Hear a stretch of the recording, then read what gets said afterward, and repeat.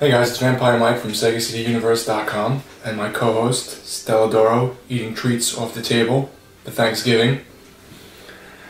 Happy Thanksgiving. On my Thanksgiving, I beat Silent Hill 3 because it seemed very apropos.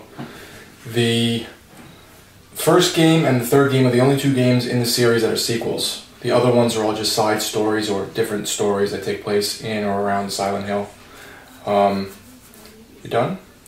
So, the first game, roughly, I didn't play it, but from what I read, is this woman sacrifices her daughter Alessa in a fire, and hatred splits the daughter. Let me start over. They sacrifice the daughter in the fire to try and birth some kind of god, some evil god, in Silent Hill. And the daughter Alessa that's sacrificed in this fire splits herself into, I guess, Alessa and another baby. The other baby is adopted by the gentleman, Harry Mason, from the first game, who you play as, searching for your daughter. Her name at that point, your half of the girl, is Cheryl. So that's what the first game's about. You're looking for your daughter Cheryl, and you have to stop them from taking her and trying to birth this god. The third game, okay, she's off. The third game is 17 years later. You're a girl named Heather, who is actually Cheryl. She dyed her hair blonde and cut it really short, changed her name, and the dad was hiding her from the Silent Hill people.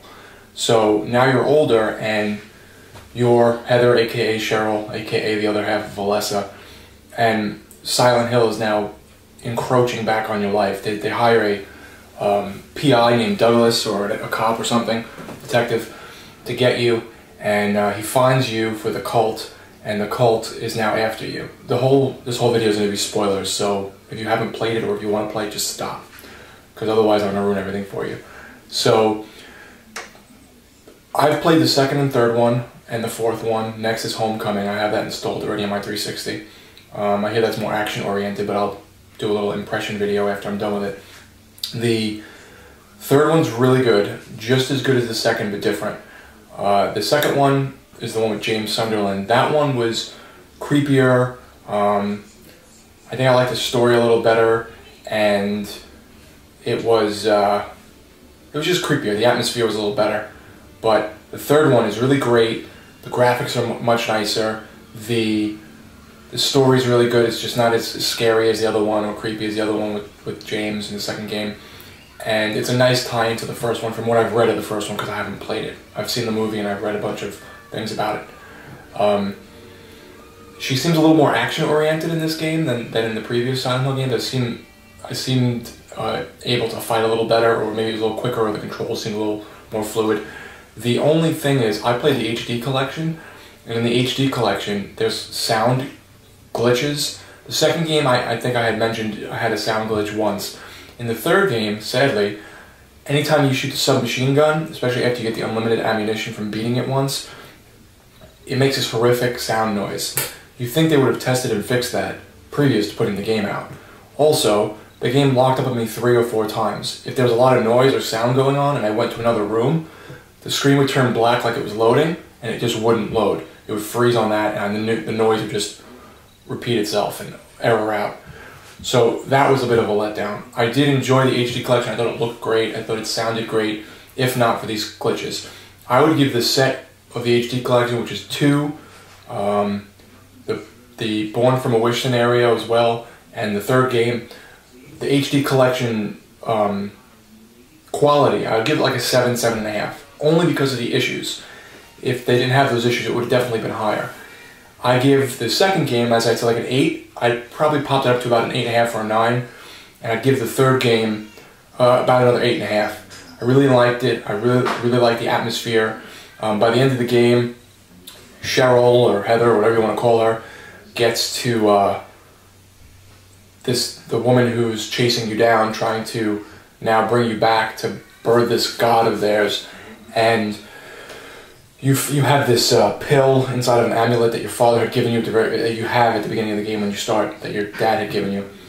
And your dad dies in it, by the way. So the guy from the first game that you played, Harry Mason, is her father, like I said. He's dead halfway through the game, which is kind of interesting that they did that with the main character.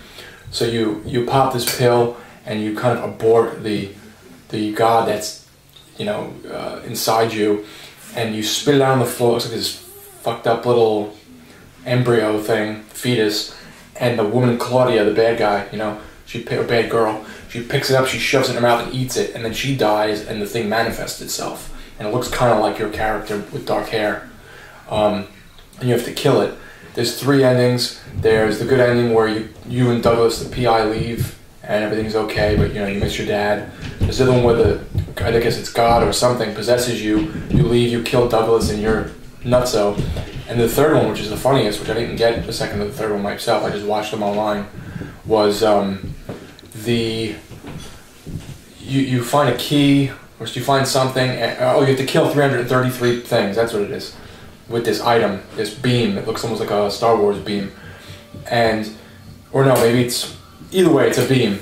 Anyhow, by the time you get to the hotel to see your dad dead, your dad's alive and there's aliens, and it's just really goofy, and then you hear a karaoke song sang by, I guess, the people who made the game. And that's really funny because it puts all the characters in the song, but like really goofy. I would say the third one was a little more hokey, a little more goofy, a little more action-oriented, I thought. I love 2 and 3. They were great games. I'm glad I got into the series. Definitely give them a shot, especially 2. 2 was really, really good. Not that 3 wasn't. I would say try both, but if you haven't played 1, you might have to just read it like I did, and then, you know, read something about it and then go back and play 3. So next is Homecoming. I really love these games. I think they're great atmosphere. Definitely, in my opinion, better and different than Resident Evil. I like atmosphere and story compared to the action. So I think that's interesting. And it's really great stuff. So thanks for watching. It's Vampire Mike from SegaCityUniverse.com. Also, check out my friend's website, which I think they're going to put me on pretty soon. They're going to put my videos up there with theirs. I mentioned them in the last video on the YouTube shoutouts. It's Graveside Entertainment. The website, I believe, is graveside-entertainment.com. They do movie and game reviews and all types of stuff. And 2 great guys and a ton of great content. So thanks for checking it out. Be good, guys.